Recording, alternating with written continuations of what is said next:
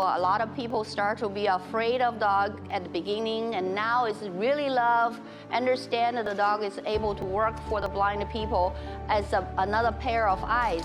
So more and more people start to understand blind people need a vision to be always with them.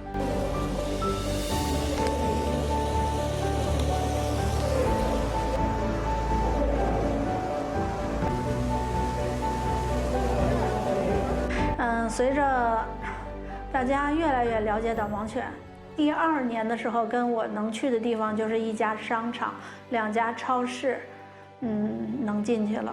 随着年头越来越多呢，就是能进的地方越来越多。